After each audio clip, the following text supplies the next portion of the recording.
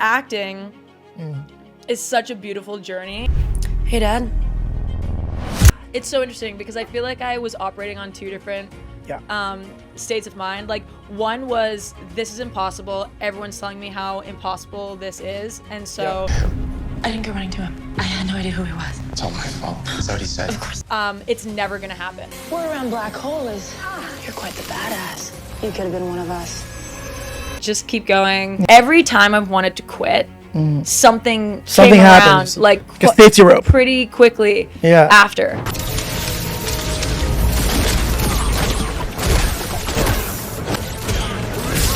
That was like where I would come from. And then on the flip side, it was like, but I'm gonna do it anyways, so who cares? What is up, guys? We are back with another episode of Breakthrough. Again, guys, if you have not subscribed yet, make sure to do so.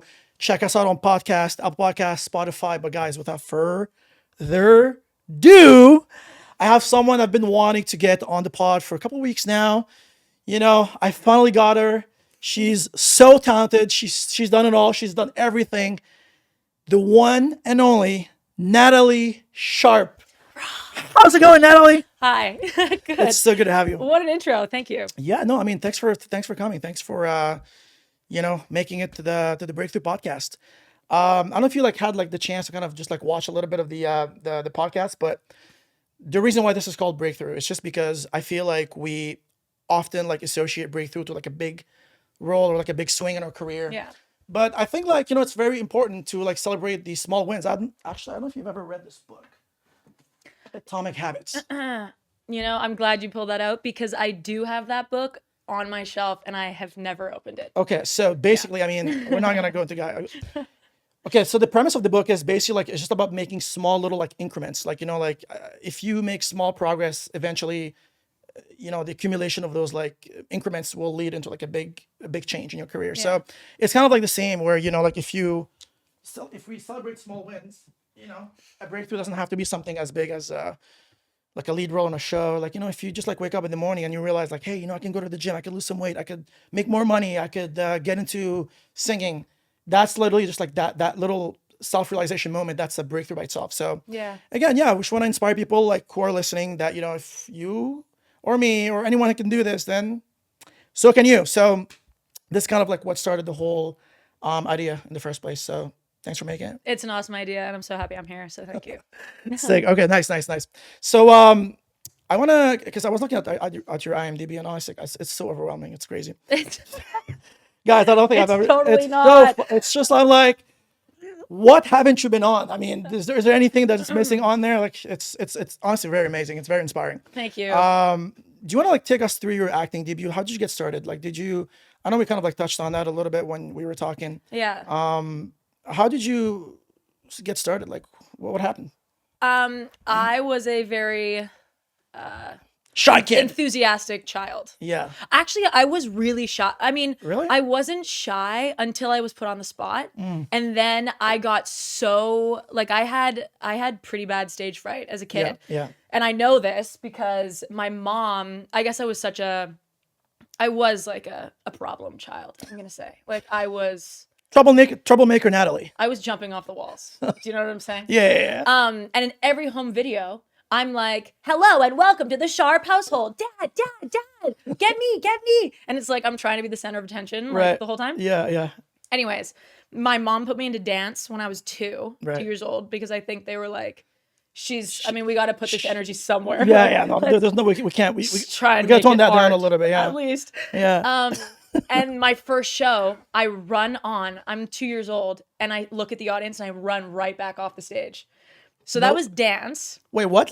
The first show, you go on stage and you literally run back out? Yeah. I just leave the stage, and that was my debut. What an entrance! Honest, I know.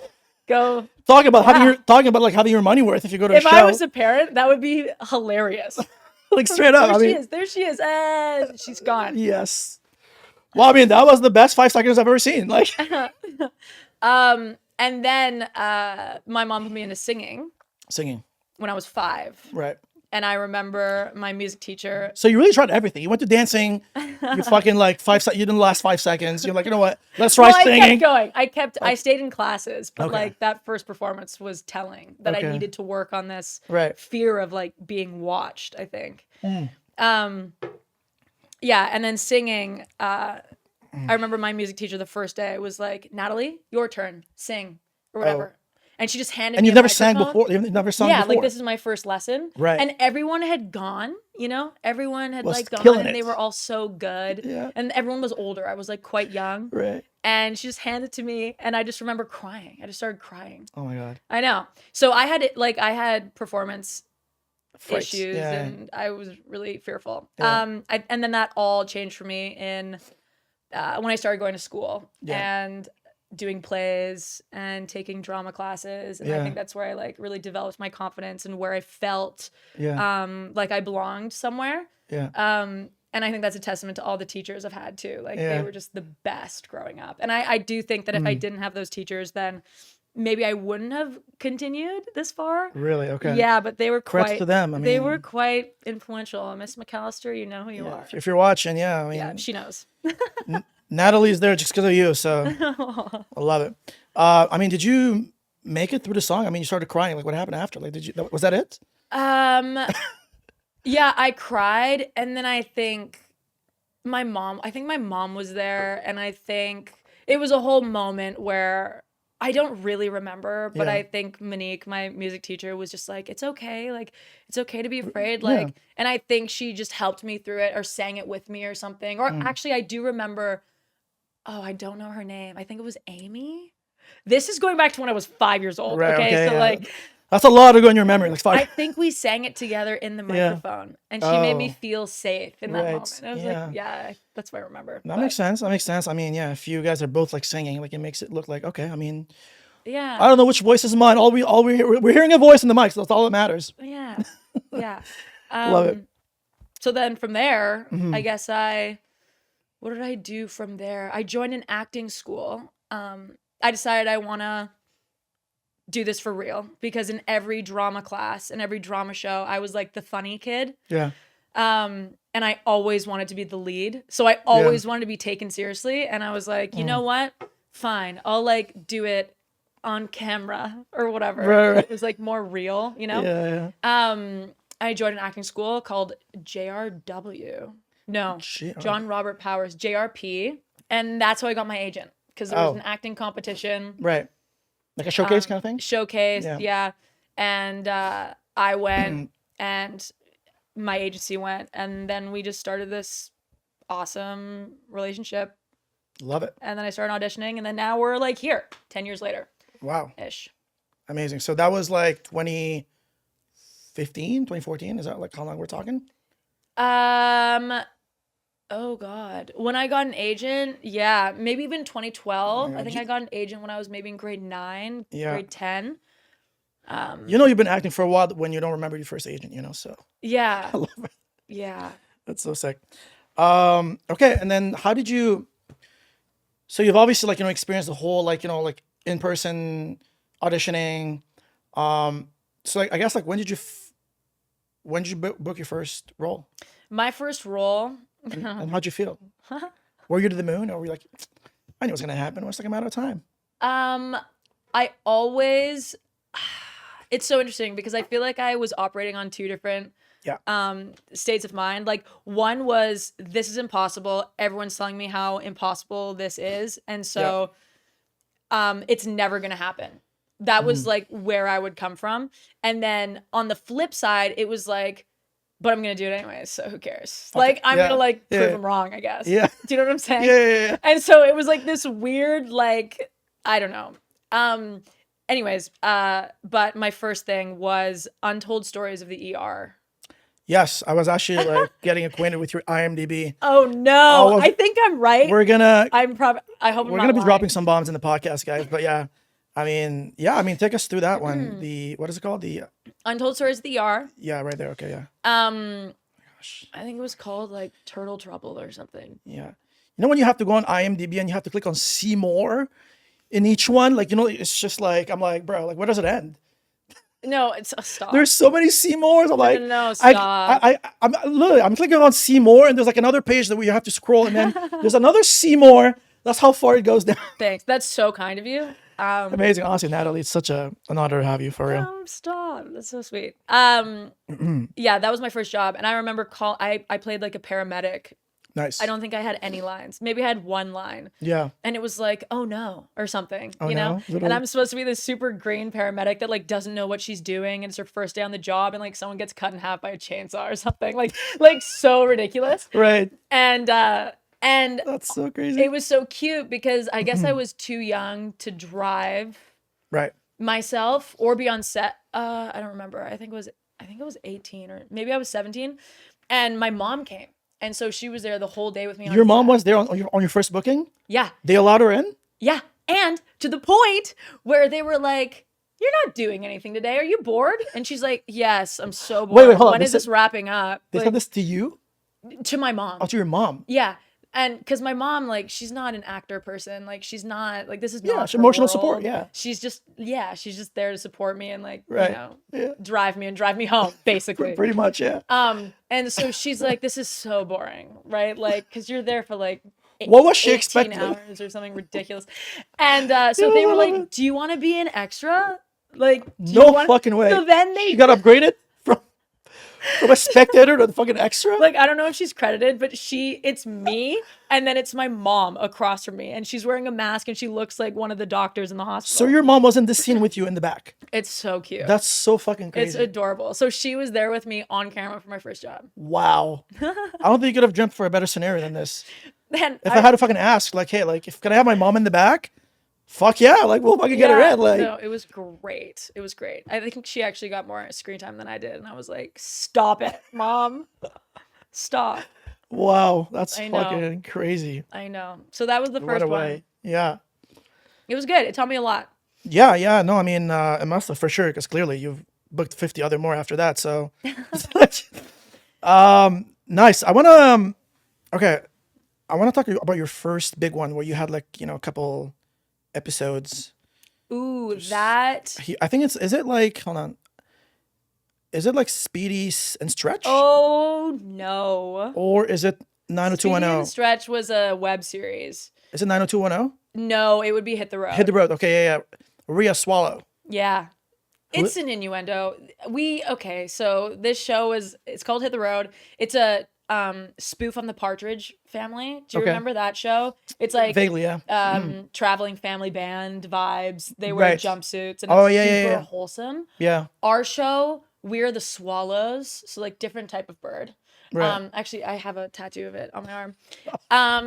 it. We're also a traveling family band, but we are like the opposite of wholesome. Really? Yeah, it's like Polar it's opposite. ridiculous. It's ridiculous, and I had the best time. Oh my God. Anyways, but yeah, that was 10 episodes. Yeah. That was my first series regular. Wow.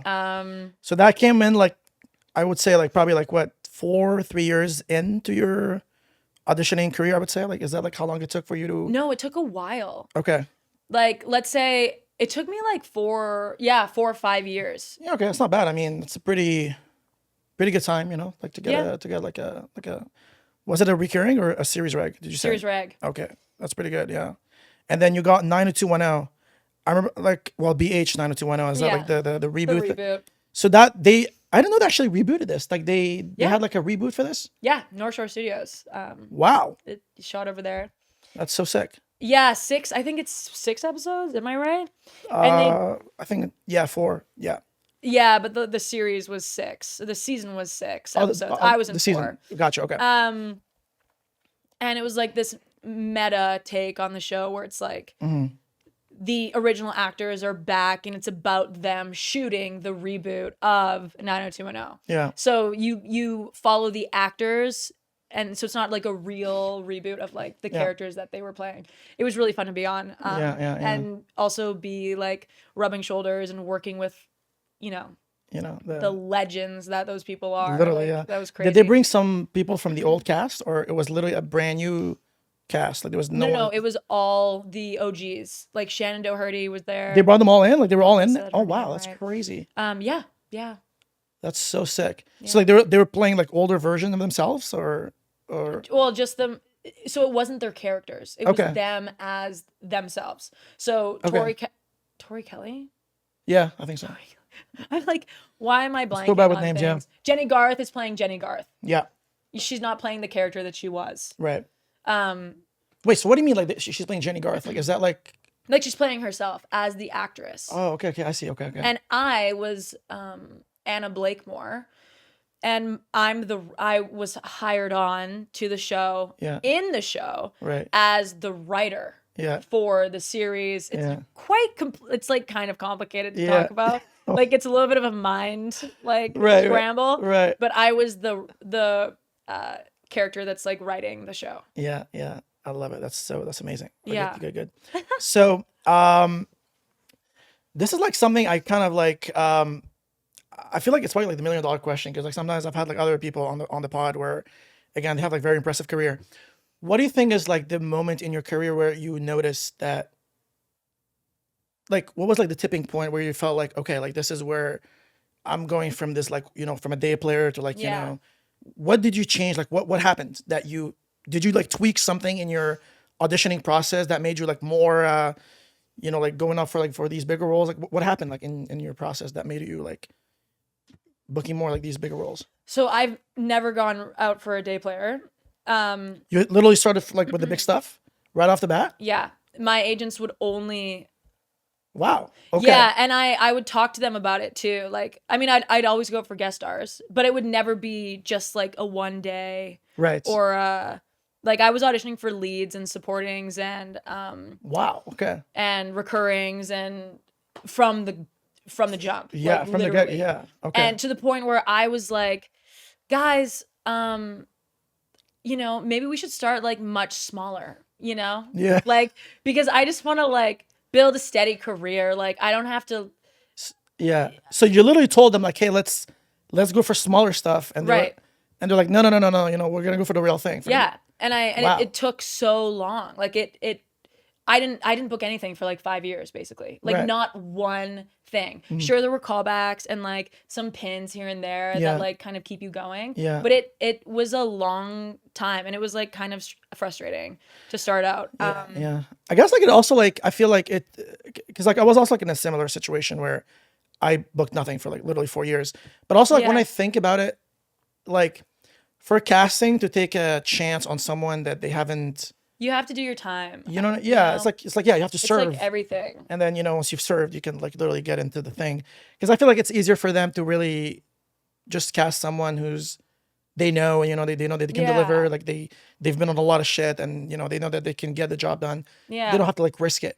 So Because like their job's also on the line. If correct. you Their do a reputation bad too, job, right? Yeah. Like it's important for the casting director to know the talent that they're bringing in. Yeah. Yeah. Otherwise, you might like put their job in jeopardy, which Yeah. Like not straight up. great. So do you think like, so it took you like, 4 or 5 years to actually book your first role. Yeah. Do you feel like it was just like a timing thing for you to book something, or did you literally change something in your auditioning process that made you book, I guess? For me, Yeah. I'd gotten a couple things, right? And Yeah. at this time, I was living my best life. I went to school. I went to university in LA, and I was living in LA for 4 Oh my years, goodness, okay. doing a theater degree Wow. and a business degree. A theater degree and a business Yeah. like simultaneously? Yeah. My goodness. How'd you get through that? That's crazy. I don't know. It was the best time of my life. It was Yeah. great. Yeah. And I was so immersed in theater school, basically. I mean, Right. it was a university, but like the program is theater school. Yeah. And it was just a really, really exciting time. And I learned a lot, and I had a lot of guidance, and I was stretched in so many different ways by taking all these different classes while auditioning at the exact same time. Wow. So you were auditioning in LA at the time, right? Yeah. Okay. Oh yeah. And So you had like representation there too? Or did that came? not yet. Okay. So what was first? Let me look in my brain, in my filing cabinet in my brain. Have you seen that SpongeBob episode? Sorry, I'm like doing that right now. The Okay, computations. what was first? So I was in I went to school in LA. I had my agent here. I had booked Miracle Season, which was a volleyball movie. And I grew up playing volleyball. So it was a little bit of like an awesome swing in for me. Yeah. Yeah, it was a swing. And that project was cool because the director, Sean, I don't remember if he went to LMU. There was some weird LMU connection. Loyola Marymount University was the university that I was going to. Anyways, did that movie with him.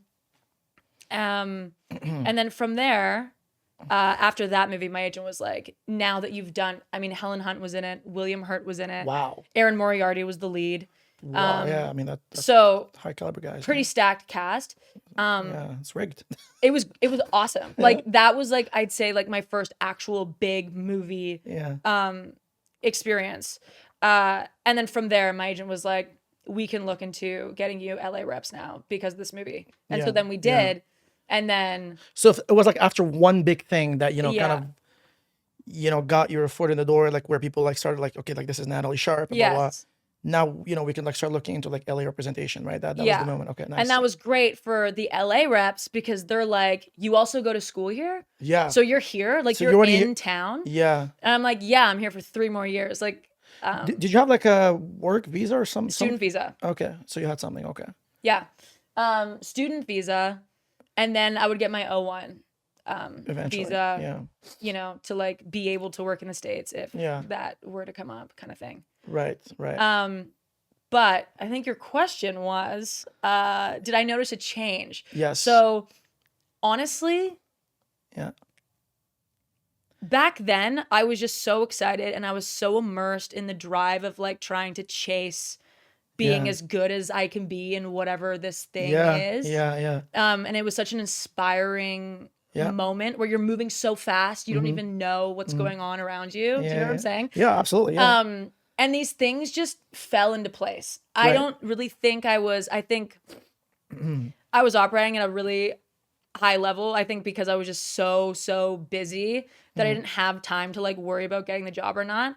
And so that was awesome. It was like the time of my life where these jobs just like found me. It felt like they found me. Really, yeah. And it was just we like made a perfect match. And like suddenly I was flying back to Vancouver to like shoot this movie or shoot Hit the Road. The series was also shot in Vancouver. And then I'd go back to school and like have to write final exams. Okay. Now I understand why you said like I was living my best life. I didn't know it's like what you meant, but like now I get it though. No, it was great, I mean, like it's wow. Yeah, you must have been so busy, like fucking flying around and like being in LA in one day and Vancouver in the next or whatever.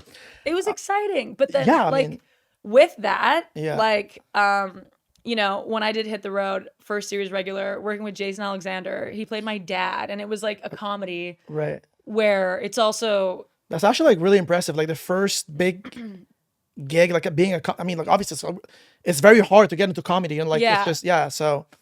That's amazing, honestly. Just the fact that you got into comedy as a first gig, that's very impressive. Comedy was my thing growing up. Yeah, that was my thing. Yeah. And so it felt like a breath of fresh air. I can fucking see you in Friends, like, or something. I'm not even joking. Like, thanks. Yeah. Schitt's Creek would be like my jam. Yeah. That'd just sick, allowing myself to be ridiculous is like...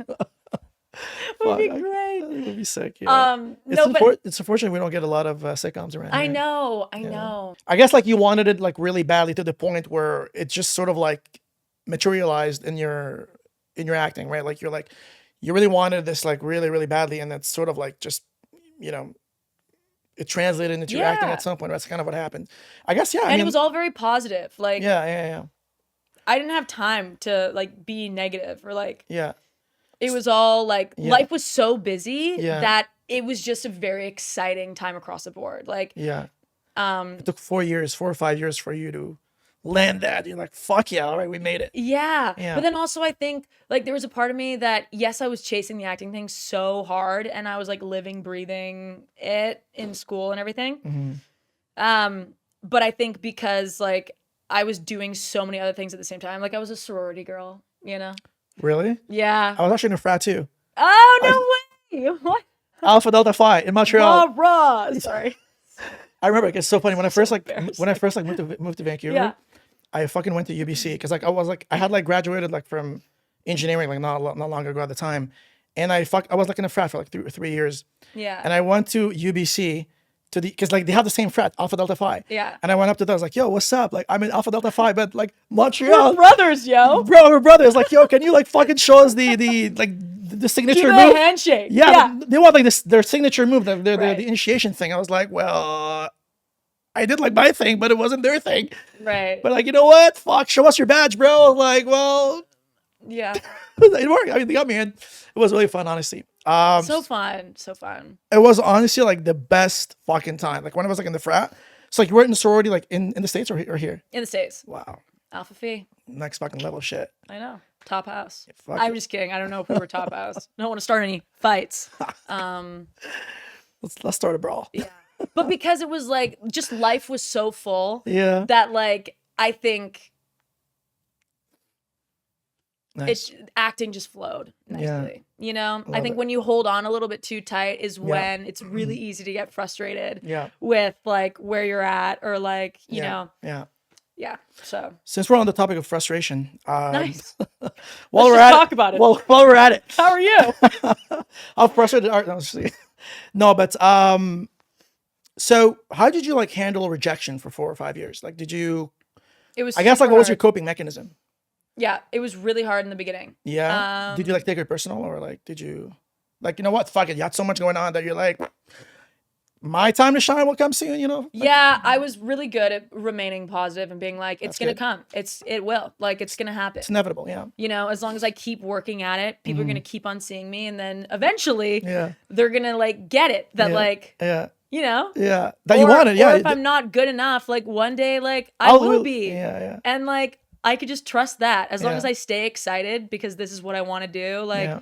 that can take me further than anything. I think. Yeah. Yeah. You know. Yeah. But it was I do remember like I would cry to my mom a lot, being like, why don't they see me being able to do this? Like, why not me? Yeah. You know? Yeah. And that was sad. And what would your mom say? Be like, it's okay, honey. You know, just keep going. Keep doing your thing. yeah, like Your very time will come soon. supportive. I love She that. would get mad too, though, for me. Really?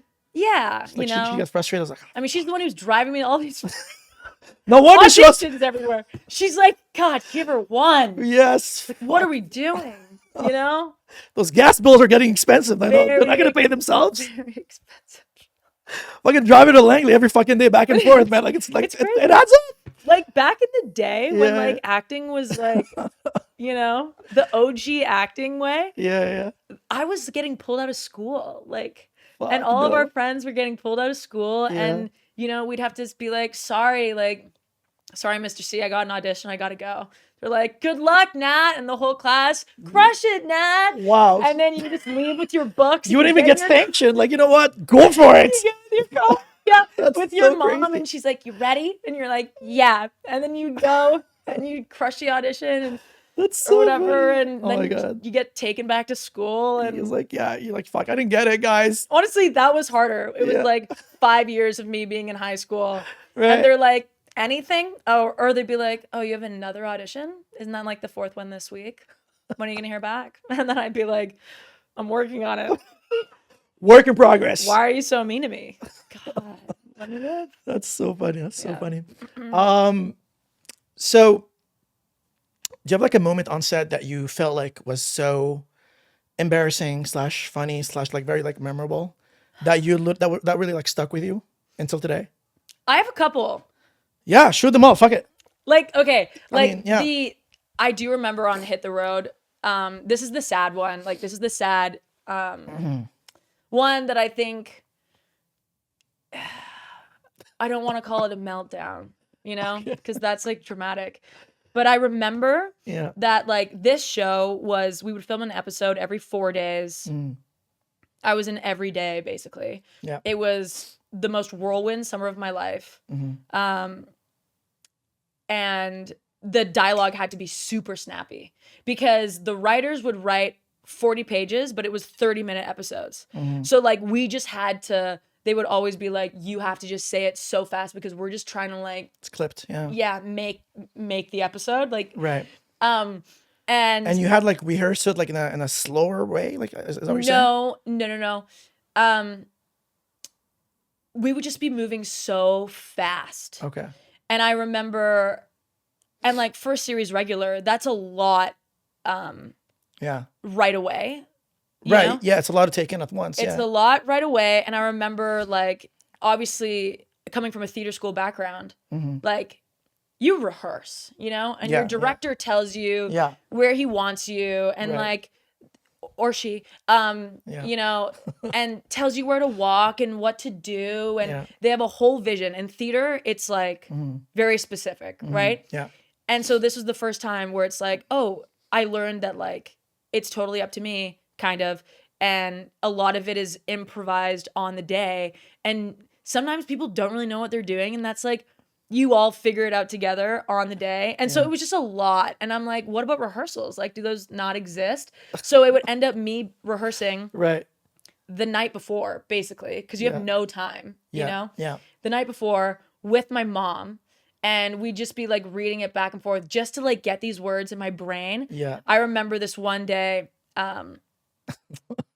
I was like stacked on so many scenes. It was like my day, It was like I was in every scene and I had so much dialogue. Right. I mean, that's a great problem to have if you ask me. But no, it was a great problem to have, but I found it so stressful because I kept on tripping over my words. Yeah, that's fair. And it's a fighting scene also with Jason Alexander, like father-daughter fighting scene. So it was also like kind of emotional.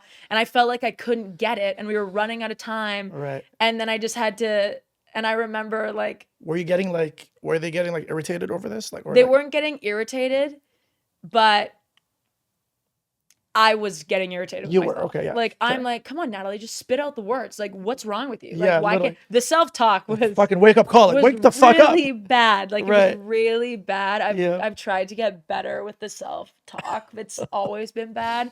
But I was just berating myself in my head, telling myself like how much of an idiot I was and how embarrassing this is and that I shouldn't be an actor. Like in that moment. Yeah. And I remember I tripped over the same word again for like the 6th time. Yeah. And Jason and I basically like have this moment where I'm just looking at him and I just like have this moment where I'm like, froze. I just can't do this. And then they're still shooting. And then so our funny. director comes over and he's like, Natalie, like it's okay, like we're gonna get it. And I just start crying. I'm like, no, like I just don't know why I can't do this. Like I can't do this. Like like I don't know what's going on. Like It wasn't happening. the words in my brain are like all getting jumbled and like I don't know why. And it was a really tough moment that day. It was a really tough I guess moment. that begs the question, how did you pull it off? Like what? Well, eventually we just got through it. You just kept on doing it until something clicked and just you just got it, I guess, right? I think we were just working so fast that this moment needed to happen so that I could just like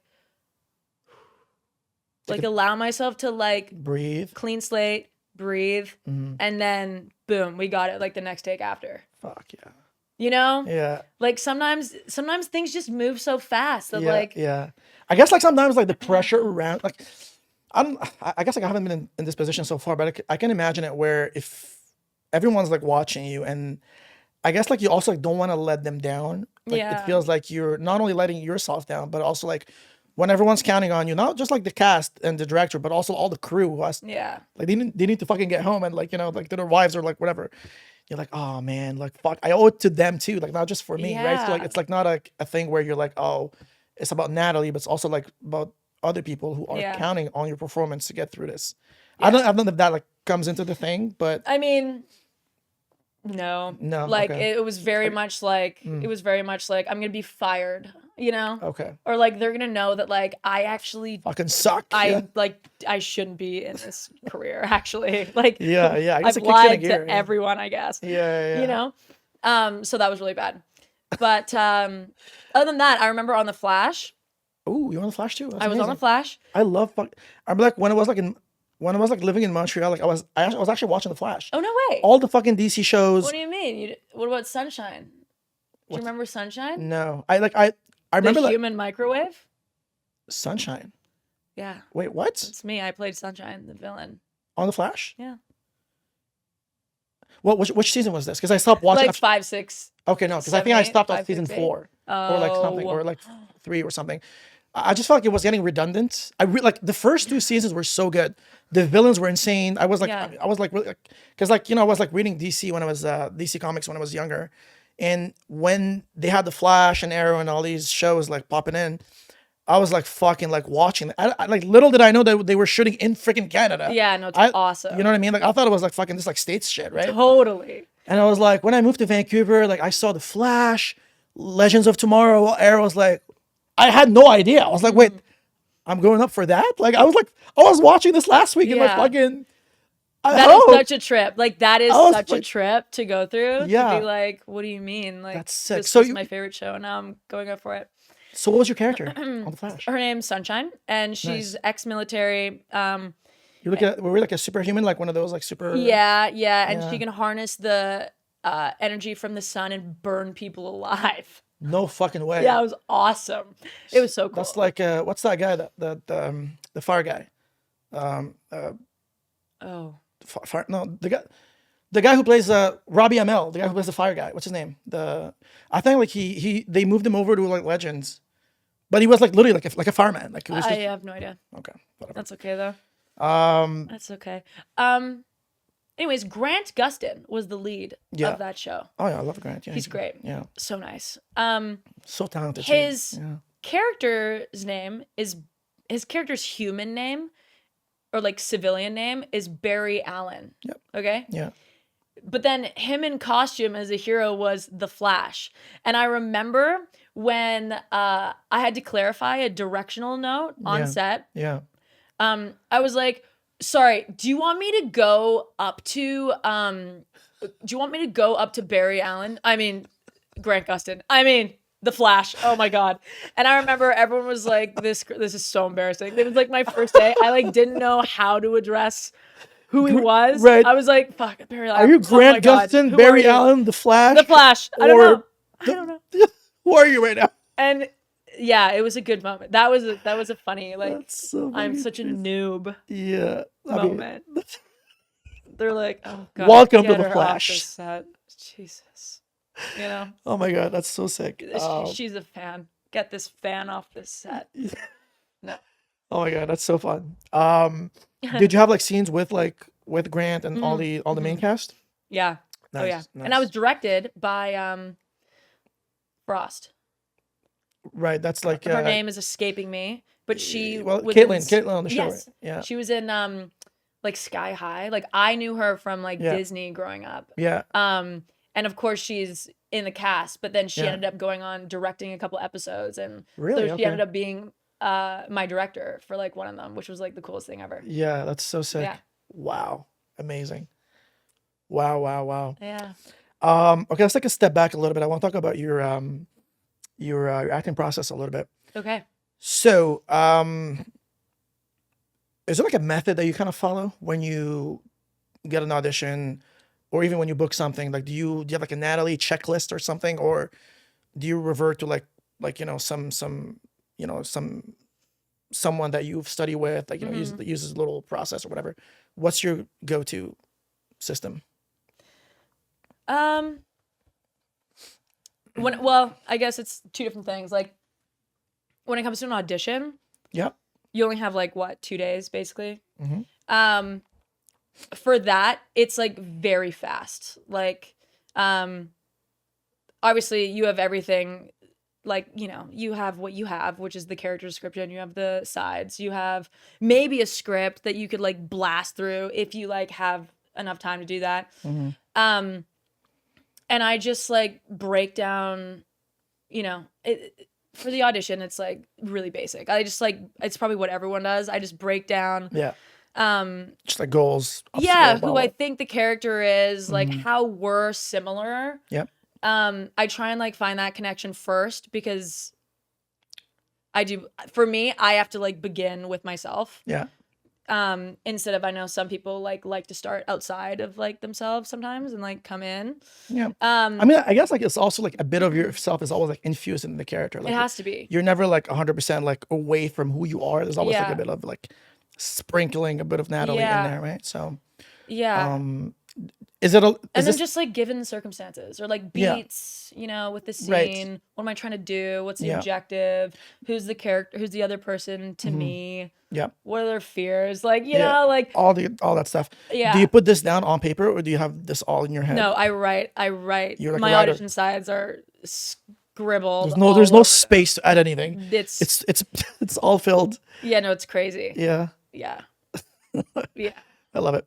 And then so that's for audition. That's Yeah. for audition. Yes. For a job, Let's say you book it. Let's say you got it. then it's more exciting. Yeah. 'Cause now Because now auditions, we start to play. Yeah. auditions, I feel like you're kind of flying by the seat of your pants a little bit. Like Yeah. you do what you know how to do best. Like auditions are so different. Like it's like, how am I gonna wow these people in 5 pages or whatever? Like I feel like you're operating at a different type of intensity for those. Yeah. For the job, I think it's like that opens a whole different playing field to like how you want to discover Yeah. this person that you're about to play. Mm-hmm. Do you know? And I think it changes like every job. Yeah. Um, So is it like, so let's say you book the audition, you go on set. Do you bring like a different version of what you had in the audition, or like, is it somewhat similar of what you had taped? it's usually similar. It's just a lot deeper, Right. you know, Mm-hmm. because there's backstory. True. Like now I've like created like what this person was like when they were a kid and like why they are this way. Mm-hmm. And I've like walked in their, I don't know. I think when it comes to process, Yeah. like, yes, there's script work that you have to do. Mm-hmm. I mean, okay. Sorry. I'm sorry. I hope none of my teachers are watching this because I'm about to drop some bombs. Sorry. That was like me trying to be a good student right there. Right. You know? Like that's like theater school Natalie. Right, Like right, do right. your given circumstances.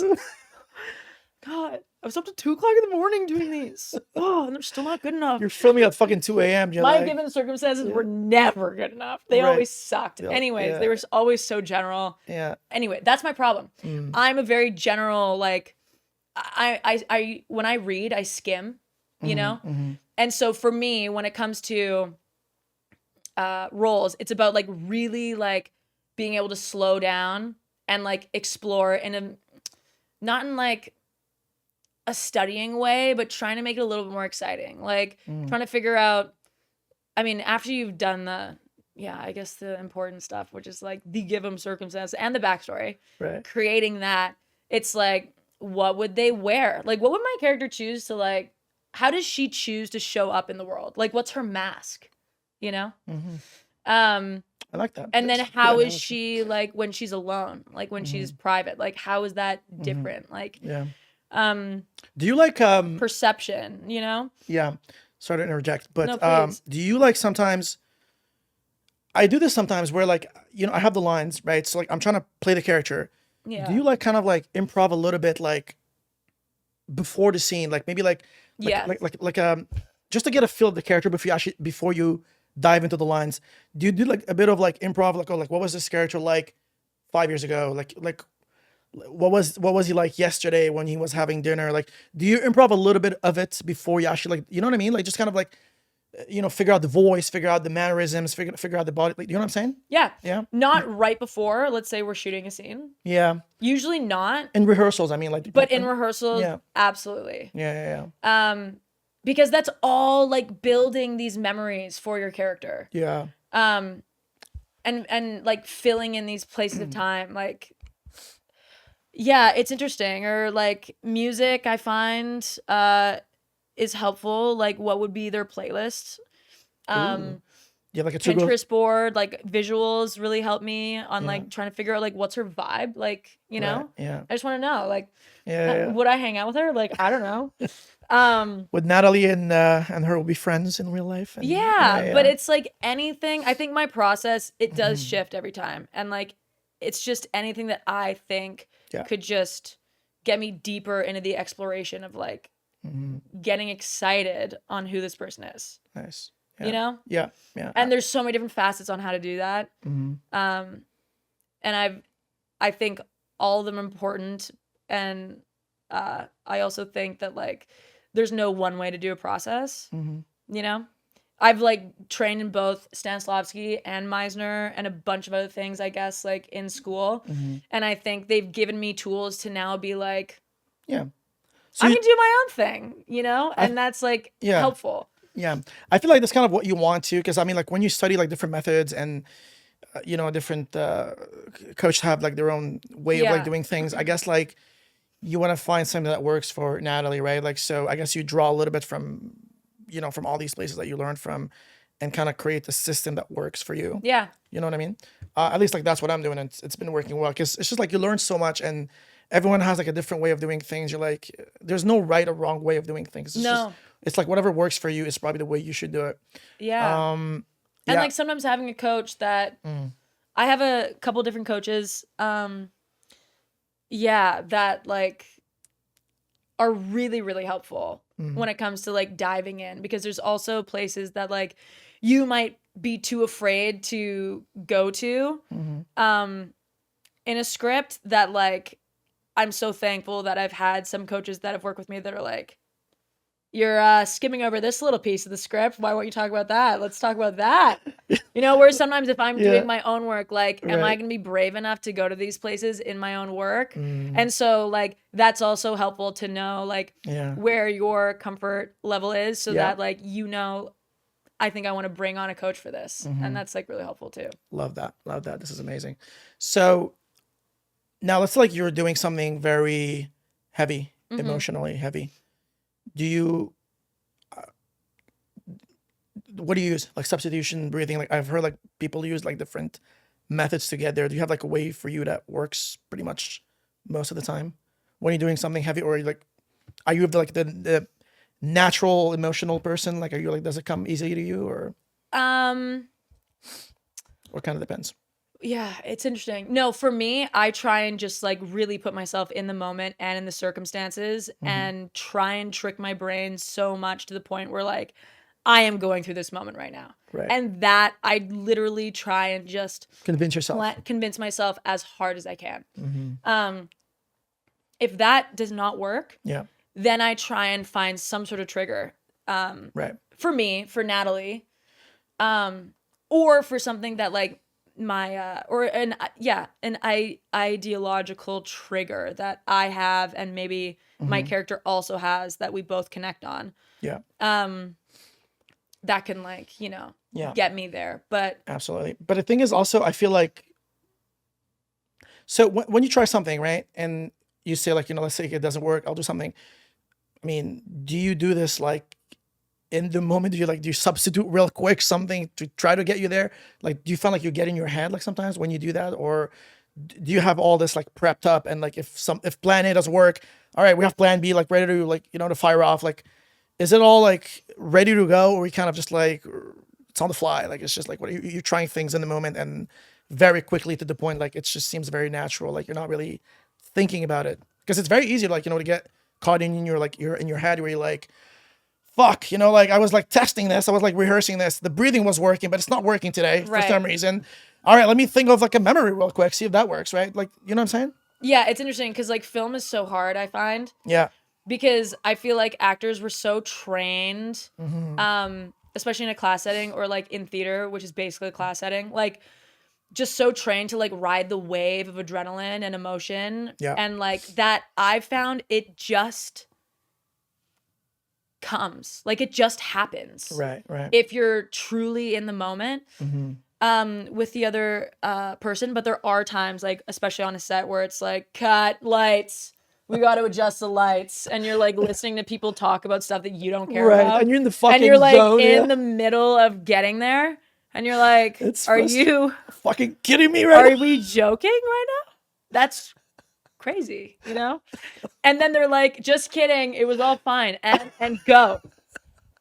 And you're like, it's almost like they want to throw you out of it. Well, now I'm not in it, so thanks, Chris. So I do get that that's like really hard.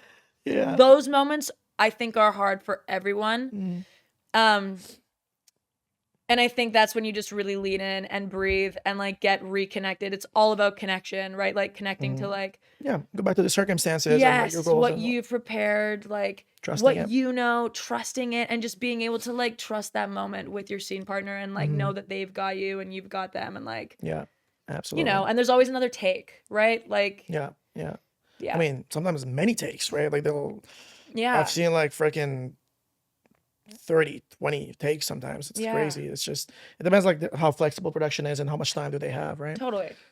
So, you know, I'm hearing you talk about all this beautiful stuff, right? You on set, on that.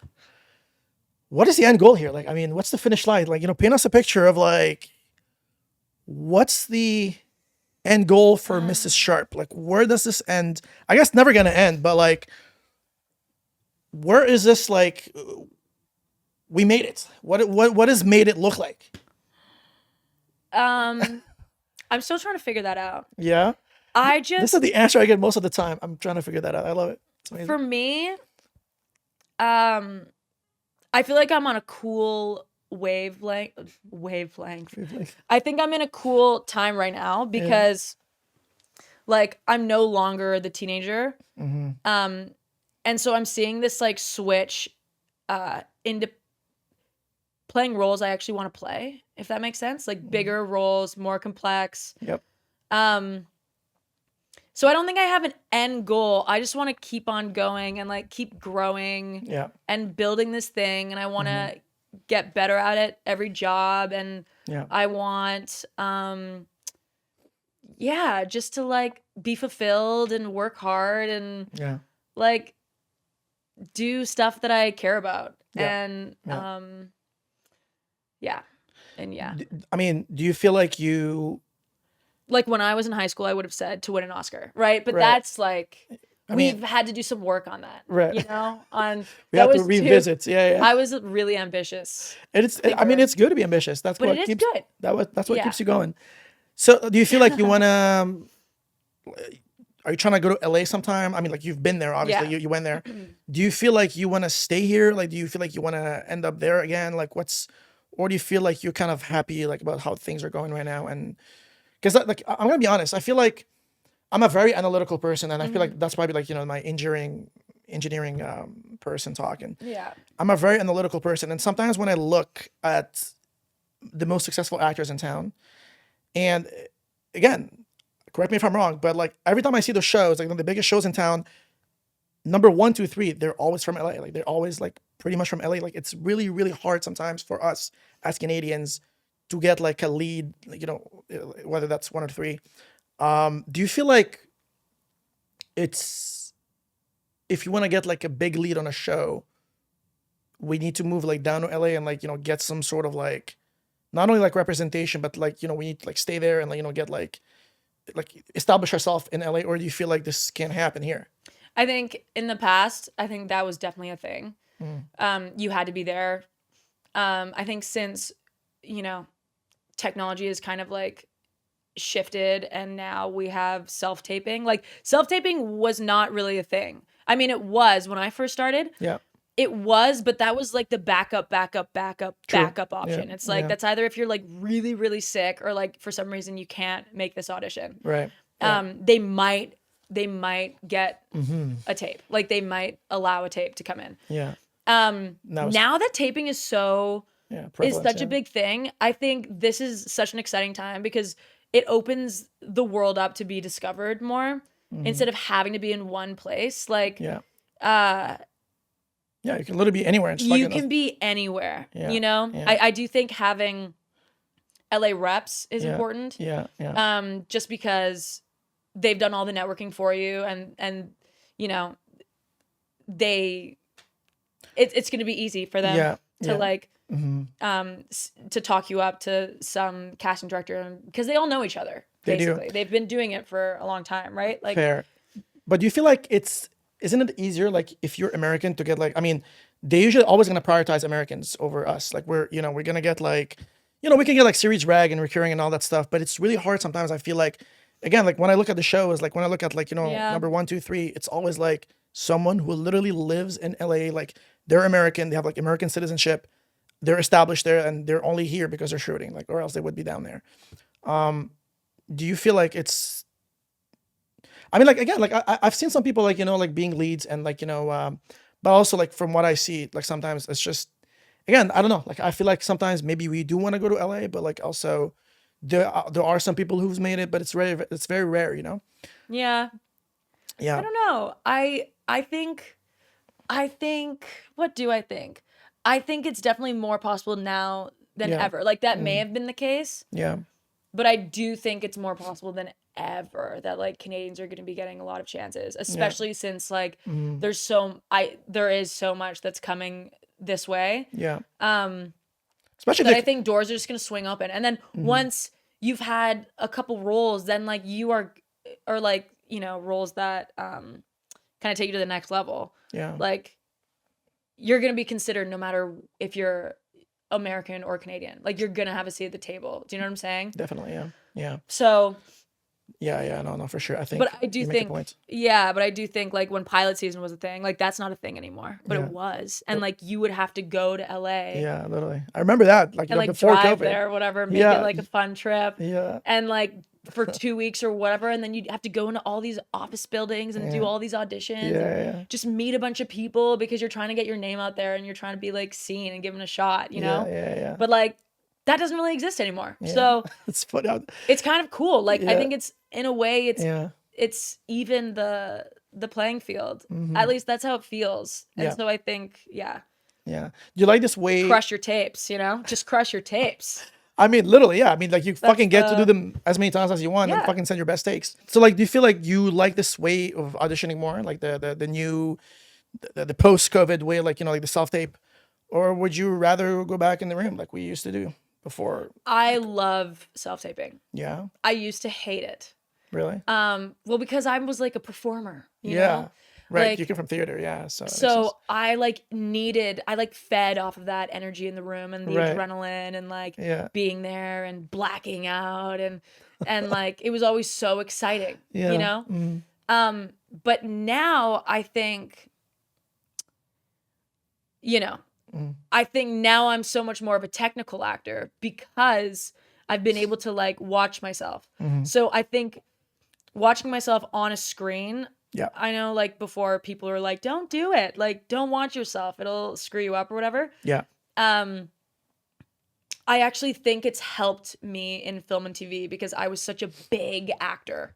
And now like I've been able to like spot the difference for when you like get really like small and have more an intimate Yeah. experience or performance and like how that translates. And it's been like a really nice like class basically that Yeah. you do in your own home. Yeah. So I really like it. Yeah, I mean, like it's very convenient. Also, like you can literally do anything you want. You can go traveling. Yeah. Fucking go to Maldives and like you literally self-tape like on the beach or something. But And the pressure's off, it right? really is, yeah.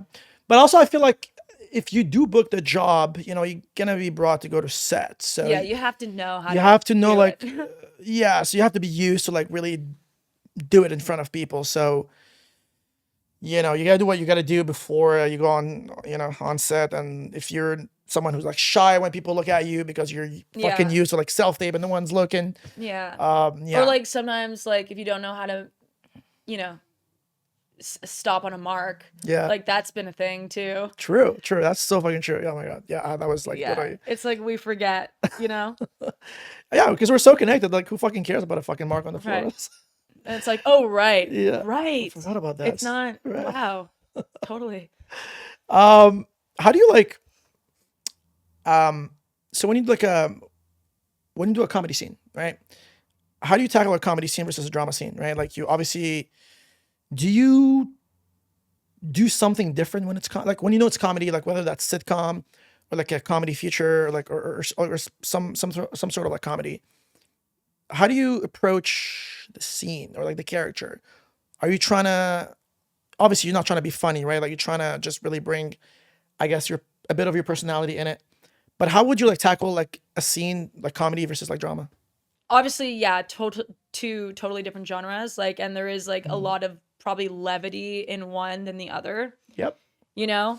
But everyone says, truth is comedy, right? Like, how everyone just like, it's true. I mean, like most of the time when we laugh at something, it's because the character, like what they're doing is so like, they're living in it, and then they're so like truthful to it that like it's funny. Like most of the time the scenario itself is funny. Yeah. That you don't have to do much than just fucking live in the fucking circumstance of the scene. Well, that's the big difference. I think, Right? are you playing a character that is funny? Like, Right. are you this outlandish thing that's Yep. like, and then you have to like work on that, like this person's mannerisms and like Yep. what makes them funny? Or is it totally circumstantial, but you're actually just a normal person going through life? Yeah. Like that needs to be distinguished. Yeah. Yeah. Because that's the thing, like comedy is like, you can't just like put a, paintbrush and say, oh, you just have to be funny. Yeah. I think like Yeah. you need timing, Oh yeah. but that's hard huge. to teach. Yeah. Do you know what I'm saying? It's Yeah. just kind of felt comedy. Yeah. Yeah. It's also like, I feel like it's something that I feel like, if you're trying to do comedy again, like the more you watch comedy, the more you get it. Like it's something that you gotta watch and kind of feel like what other people are doing, so you can like see like okay, like that's how it is, like the timing. And you can also like start to notice some patterns as well. Like, oh, okay, like that's how quick I should be coming like with this to hopefully get a laugh, right? And there's like different forms of comedy. You know? Yeah. Like there's so many different types that like there's the self-deprecating comedy. Yeah. But then there's like Friends, Yeah. right? And I feel like Friends, I don't know if there's a lot of that going on anymore. Yeah. Because now we have this evolved, interesting, very realistic, like big developed stories. Like, have you seen what is it? The one with Adam Brody. Nobody Wants This. Nobody Wants This. I think Kristen so. Bell and Adam Brody. Yeah, I think so. Like that is like such a great example of like where comedy's evolving, because it's not just like 1, 2, 3 and the joke and like the reversal or it's that is so textbook comedy. And that's what I think. Oh my God. Yeah. It's not like it's not like I dislike Friends. For all the it's just very technical. Like you see how they did the math of the comedy. Oh no. Oh no. But I feel like it's also like an audience thing, like back when Friends started, like when did that like there's like live audiences. I don't know if they had one for Friends, but like that used to be a thing. It's like live audiences, but it's also like when you think about it, like we did not have like nowadays when people like watch stuff, like they watch it on Netflix, like right. They're going back in the days, like Friends was airing on TV, right. You'd have like cable and stuff, so like people would like tune in every Tuesday to watch Friends, but now you fucking go on Netflix and you can watch anything you want. So I feel like they kind of needed to adapt a little bit, like as far as like comedies. Like this is why like we see like less shows like Friends and like more like movies, because people have so many options today like to watch stuff. Sometimes people don't want to sit through like 7 seasons of like like they want to just go on Netflix and put on like a movie on a Friday night and then like just have a good laugh or something. So I feel like maybe this is kind of like why things have changed like for that matter. I think, I don't know, it's my little take on this, but I do agree. It's like it's obviously like very important to know like whether you're auditioning for like a comedy or like a drama, because you do want to bring some flavor in it, right? Yeah. Like you're not trying to just like play this like fully drama, but also you're not trying to push the comedy out of it, like where you're trying to be funny and like, all right, I'm gonna say this line in this way and this should prompt a laugh or something. No, you're not trying to. Yeah, right. Like you're trying to just like live the circumstances. Like, most of the time. Live the circumstances, and then like the writing tells you so much. I think on like tone and I mean like very often, like if the writing is good, you don't have to do much. Like you just have to freaking say the lines, and the scenario that the character is in is usually so funny that like you can say the lines in any way you want. It's so fucking ridiculous. Yeah, it'll be funny. You know what I mean? Like like when I like watch Superbad, like it's just like when McLovin comes into the scene like with his freaking fake ID or whatever. Did you watch this? You gotta watch it. It's like one of the funniest movie ever. There's so many like classics that I haven't seen. Yeah, it's so fucking funny. But I want to go to music real quick. Do you want to tell your story though? Do you want to tell that story? The super bad story? Or... Yeah. So I mean, it's just Sorry. like. So I mean, like, yeah, McLovin just comes in with his like fake ID, right? Like this 3 high school kids, like they're trying to fucking get beer for their for their party. Yeah. And they're like all underage. And then, you know, they had the brilliant idea of like getting this guy to like, you know, go in, get like a fake ID, go to the liquor store, you know, hopefully like it'll pass. And, you know, and then, you know, he comes up with this like fake ID and like he picks up like a random name, like freaking his actual name is like Fogel in the movie. Mm-hmm. And, you know, like he goes like into the thing and like comes up with a fake ID. And he chose the name McLovin. Like of all the names he could have chosen, Right. fucking McLovin. And I mean, yeah, it's just like, it's so fucking ridiculous because like, you know, like they're giving him shit for like, you know, why don't you fucking pick like a normal name, right? Right. Like why did it have to be fucking McLovin? So this whole fucking scenario that like where like it's just so fucking ridiculous, like what he came up with, and then like them giving him shit for that, and you know goes to the liquor store, and then you know he's fucking freaking out. Anyway, so again, like it's super bad. You gotta watch this. I can't believe you never watched it. This is fucking like it's a classic. Let's talk about music real quick. What are your plans for like with music? Are you just like trying to just sing for singing, or like are we have like deeper aspirations with that? You know, glad you asked. I'm just kidding. I don't really have ask, bro. I don't really have any plans. Yeah. Acting has always been like the career that I want to work on. Mm-hmm. It's been like the more direct route. Like I feel like I know I see that. I know how to do the acting and like what that means in a career. That's like clear for me. Right. I know how I get to like, I know how people get from A to B to C to D. Like in my brain, it makes sense. Yeah. Music, it's just like, it feels so abstract on career, and like you have to really figure out like your brand and what you want to put out there in the world. And I think for me, it's always been this like kind of coming home experience when I'm like sitting with my guitar or like with my piano, and it's like my place to like, it's kind of like a diary entry, if that makes sense. Like it's my place to just like express some things that I'm feeling and like put it and wrap it up in this little like song.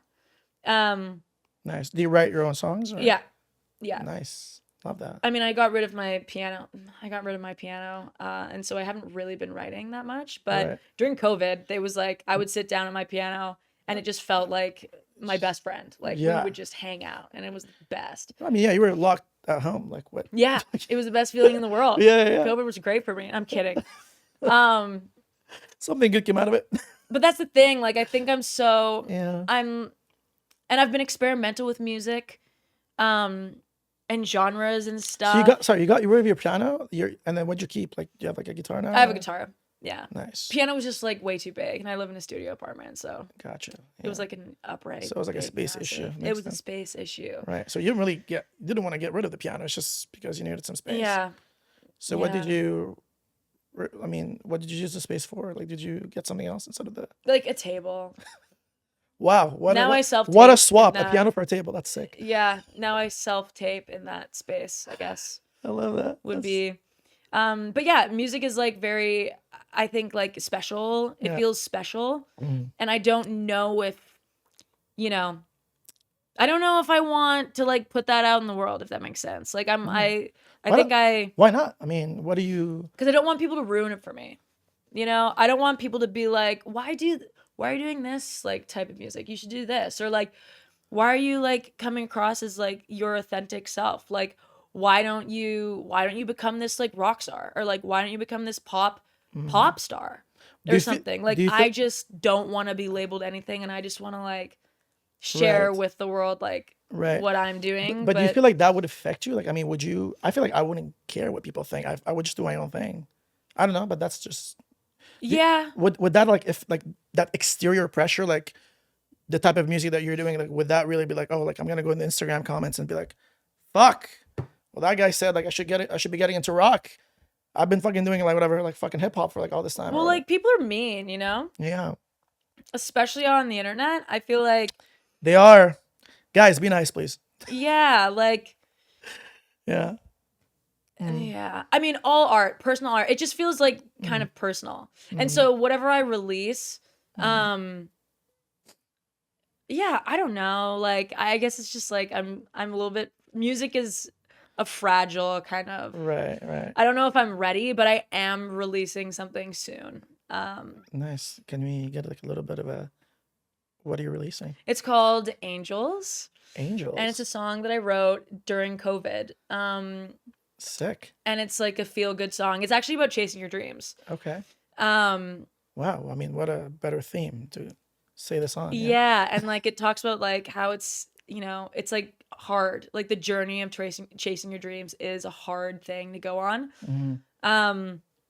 But like keep going because Right. you have people around you that are like Yeah. always going to support you and like lift you up. So like just 100%. go. Yeah. And for the longest time it was like this big like rock pop song. Yeah. But I wrote it at the piano, just me and my boo, piano. That you got rid of, but yeah. Yeah, that I How could you do that? sent to the chopper. Charity. Charity, it did go to charity. I would have said, yeah. I hope it went to charity. The hope guys so. who were taking Might it be were like, nifty. this is going to charity. And I'm Yeah. like, I hope you're not lying to me. So I mean, if you threw it and somebody fucking saw it feel- outside, like, bro, what? Yeah, I was so- gonna buy a piano today. That's a freebie right there. right. So yeah. Hope someone's out there enjoying it.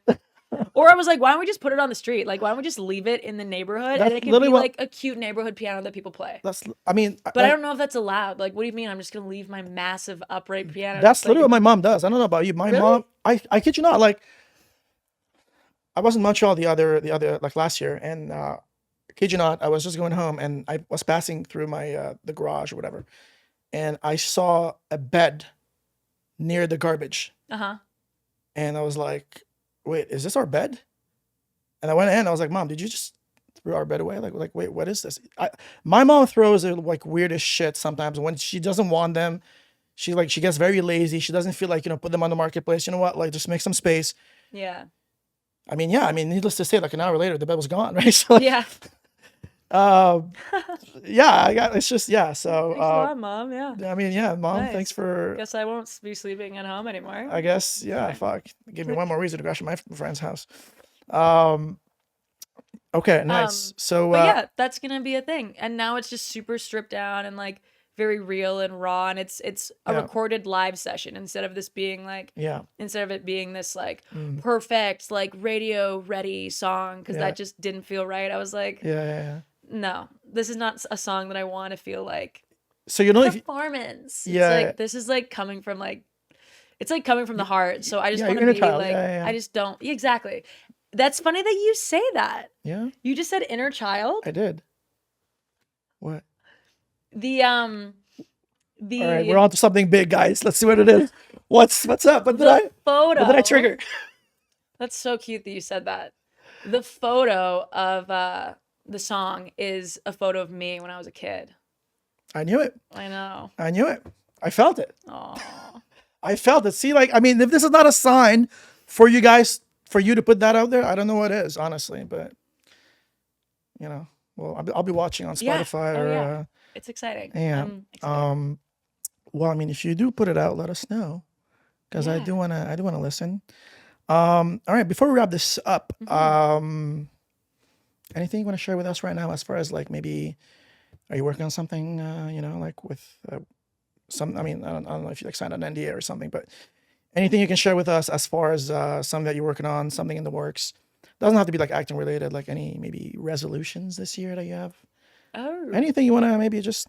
I have zero. Okay. She's got zero. She's I have zero she's got it all resolutions. happening. Flawless. Love it. Well, I will say that acting Mm. is such a beautiful journey, and anyone who's watching this, and of course you yourself, like Yeah. that is involved in acting, Yeah. knows that, Yeah. and it can be really hard sometimes. But I think it is a career that could last your whole life and through different stages of your life. Mhm. And that's a really, really beautiful thing. And I don't think a lot of other things can do that sometimes. Mhm. And so just like if you're ever feeling negative about career or where you're at, or you don't feel like you're moving fast enough, or you're not where you want to be, Yeah. like You're not. Yeah. Just, you're not. You suck. Quit now. If you guys feel like you're not going anywhere, you probably are. Yeah, you're not going anywhere. No, but like there's so much to discover and like it could offer you so much. Yeah. So just keep going. Yeah, yeah.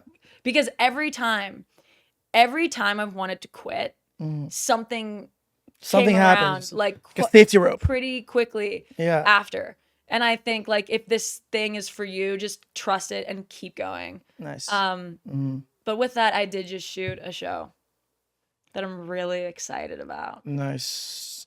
We can talk about it? We can. We can. I Okay, can nice. say what it is. Yeah. Yeah, it's called My Life with the Walter Boys. Season 2. I my buddy, you know Mohib? Yeah. Yeah, I mean. Oh my! I saw that he was on here. That's amazing. Yeah, Mohib he was on that. He's the teacher. He's playing the teacher. Okay. Yeah. So we don't have any scenes together. Yeah. But I'm on season 2. Sick. And it's gonna be on Netflix at some point. Like, nice. And like, what was like a recurring? Like, what'd you have? Yeah. I don't know if I'm allowed to say like how many episodes. That's fine. We'll keep it just whatever. Yeah. But we can leave it at that. That's good enough. You know, Walter but it's Boys. a good character, and I really loved my experience, and I'm really excited. So sick. Stay tuned. Well, it's been an honor to have you. Oh, it's been an honor to be here. That was so much fun. The great Natalie Sharp, everyone. I mean, I can't speak highly enough of her. You guys heard her. She's just so talented, funny. But yeah, I mean, like we learned a lot in this podcast. So hopefully we'll, have you again sometime next year in a couple months, whatever. We'll see where you're at in your career. Like hopefully she'll have released that song that we so desperately need to hear it. But if she hasn't, then that's okay. No, it'll be released. And you guys all better cry. You guys all better cry and check on your inner child. Yeah, pretty much. But no, honestly though, thanks for joining us. That was dope. Yeah, guys, thanks so much for tuning in. We'll see you guys in the next one, and stay safe.